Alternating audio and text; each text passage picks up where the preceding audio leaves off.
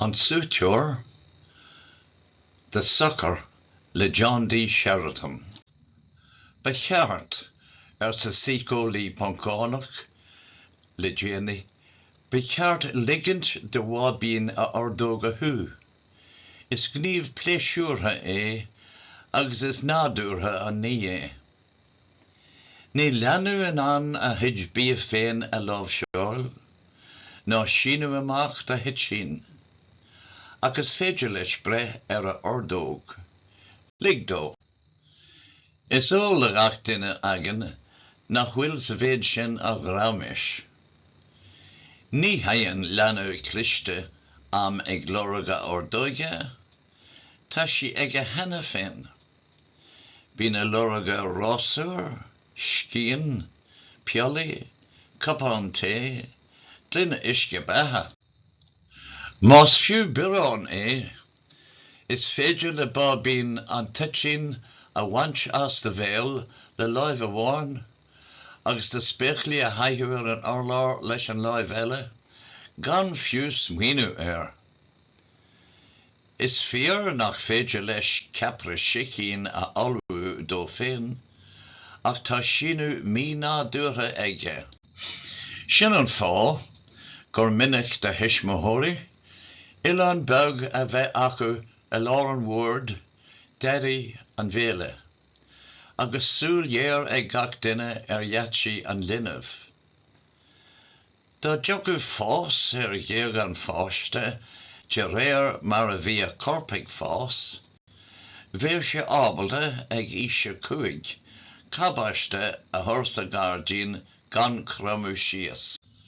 Nui, Curthaí leanú a ordóg ina bhéal ó am go ham, agus é ordóg a thoise atá ar a intin aige.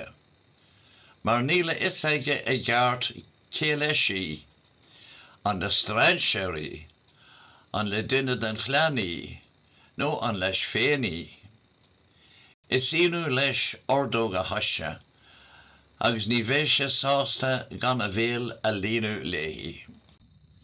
Ní hí ordóg a thoise an téan rud amháin a thurann sé simán. Is cleptamánach é ó gúchas, agus os rud é nach bhfuil pócaí aige, líonann sé a bhéal le giorléidí an tí.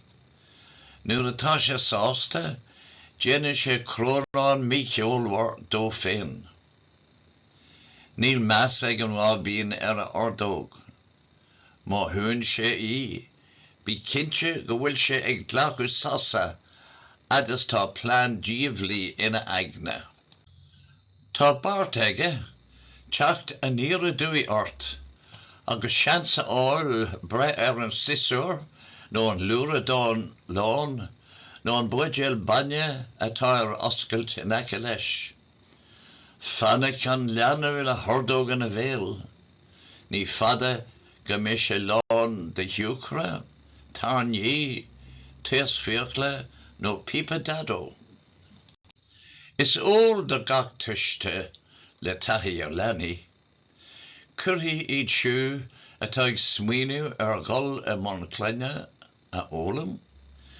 Mana bhfuil an bábín ina hallú nó bróite, go bhfuil a bhéal lán do rudéigean, líoracán, píosa gruige, éasma bailún pléasca. Má tá stoppalán an dortil ar éirí, cuardaí a bhéal. Is cuimhin lom leanú áirithe, nach rathú a hallú gan chúine blancéad gurm ina béal. Bhainna mar tríal as blancéad bán, ach ní dhéanú sin cúis, gurm nó dada. Thu sí a hordóg ar nui, fitte fúte leis an flood gurm. Ba chamasach an Súiteoirí. De réir mar a thuí sí aníis, bhain sí tríal as gansaí, cult, stocha. Is beag nar tógu ar ollan. Cé gur thugam mar calóga agus banidí ó mai. Mar a dúirt me hana, bí an páistí de hir ag sú rudéigean, agus is í an cheistas catanta sa teach ná, cad atá ina bhéal ag an leanú. Seans gur leanach den Democrat é. Níl teora ach méad a bhéal.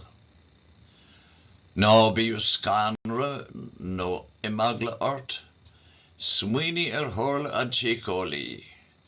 Is pléisiúra an gníomhé agus is nádúra an rud. Ná ceap go bhfuil a fortsente agus fearr an birán dúnta a bhaint as a bhéal sulla lugan sé siar é. Ceist hatchinte eile, cad atá á ithe aige. Now níl súlagan le freagra, tá a bhéal lán go béal, agus tá sé geal a bheith táachta. Hon an éigeandáil seo a réiteach, tá gá le trúr daoine fásta. Duine le béal an linmh a oscailt, duine leis an béal a olbhú, agus an duine dearnach le nich réide mé a rá. Caithfidh tú cinse a dhéanúide go bhfuil an béal folú.